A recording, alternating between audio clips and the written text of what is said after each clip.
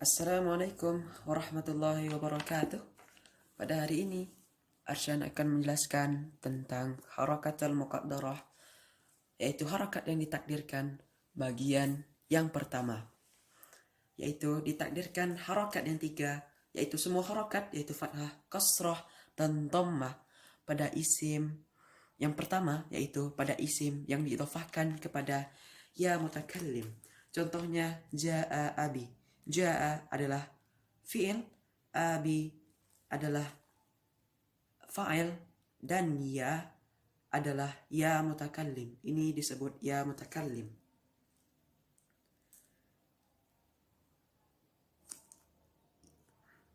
Ya mutakallim melazimkan huruf sebelumnya berharakat kasrah. Saat mengi'rab, jangan kita katakan bahwa tandanya adalah kasrah, namun tandanya adalah dhammah.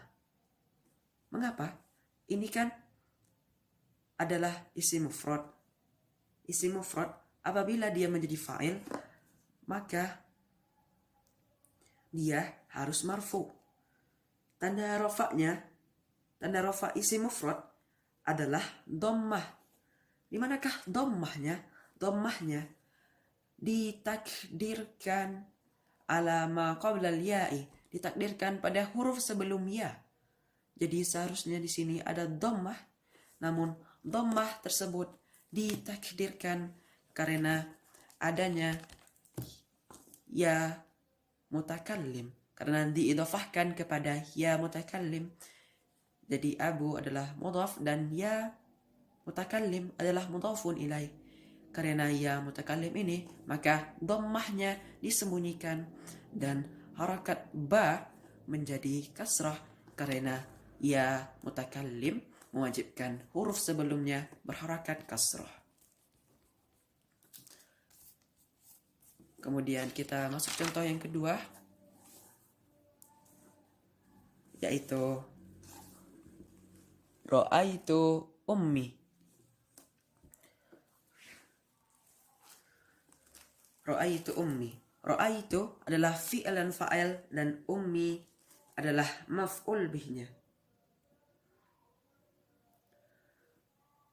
Kemudian ya mutakallim ini melazimkan huruf sebelumnya berharakat kasrah. Jangan kita katakan bahwa tandanya adalah kasrah, karena ini adalah isim mufrad. Isim mufrad apabila menjadi maf'ul bih, maka hukumnya mansub. Tanda nasab dari isim mufrad adalah fathah. Di manakah fathahnya? Ditakdirkan atas huruf sebelum ya. Jadi seharusnya di sini ada fathah, namun karena isim mufradnya diidhafahkan kepada ya mutakallim, maka ya fathahnya ditakdirkan. Maka jadilah yang awalnya ra'aitu umma menjadi ra'aitu ummi karena ya mutakallim ini. Saat kita mengi'rab, i'rabnya seperti kita mengi'rab maf'ul bih, namun ada tambahan seperti muqaddarah atas huruf sebelum ya, dan alasannya ditambah yaitu karena diidhafahkan kepada ya mutakallim. Kemudian contoh yang ketiga, marartu bi gulami. Marartu adalah fi'il dan fa'il, bi gulami adalah jar dan majrur. Apabila jangan kita katakan bahwa tandanya adalah ini, namun tandanya ditakdirkan di sini. Ini kan isim mufrad. Isim mufrad apabila menjadi majrur, tanda jarnya adalah kasrah. Kasrahnya di mana? Kasrahnya ditakdirkan atas huruf sebelum ya. Jadi kasrahnya ditakdirkan karena dia adalah isim mufrad yang diidhafahkan kepada ya mutakallim.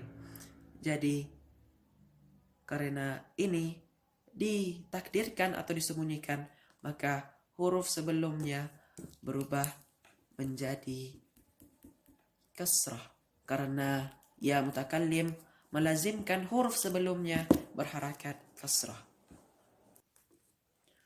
Kita masuk kepada bagian yang kedua, yaitu isim maksur.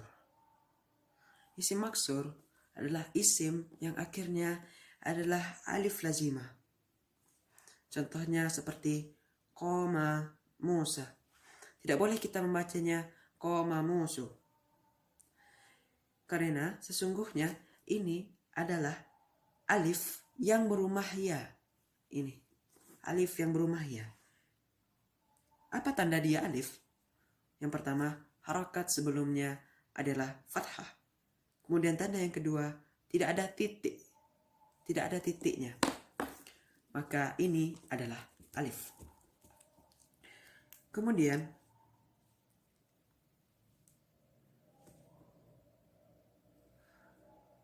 walaupun dia menjadi fa'il, tidak boleh kita membacanya qoma Musu. Apabila kita mengi'rab, maka ini adalah fa'il. Fa'il hukumnya marfu. Tanda rafa'nya adalah dhammah. Di manakah dhammahnya? Dhammahnya ditakdirkan atas alif. Jadi seharusnya di sini ada dhammah, namun ditakdirkan karena dia adalah isim maksur.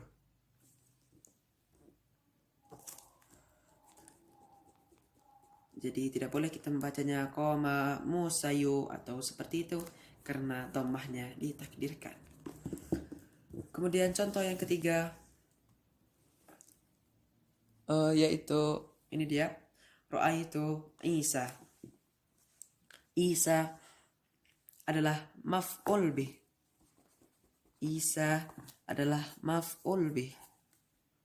Dan tanda nasabnya adalah fathah. Di manakah fathahnya? Ditakdirkan di atas alif. Jadi jangan kita katakan bahwa tandanya adalah ini, namun ada fathah di atas ini. Ditakdirkan karena ini adalah isim maksur, maka fathahnya ditakdirkan atau disembunyikan sehingga dia menjadi ra'aitu Isa. Kemudian contoh yang ketiga, marartu bi Mustafa. Marartu fi'il dan fa'il, bi Mustafa adalah jar dan majrur. Mustafa adalah majrur. Tanda jarnya adalah kasrah. Kasrah. Di manakah kasrahnya? Kasrahnya tersembunyi di atas ya. Di atas alif, alif, karena ini adalah isim maksur. Isim maksur tadi adalah isim yang berakhiran alif lazimah, yaitu alif yang berumah ya seperti ini. Maka jadilah marartu bi Mustafi. Sekian, wassalamualaikum warahmatullahi wabarakatuh.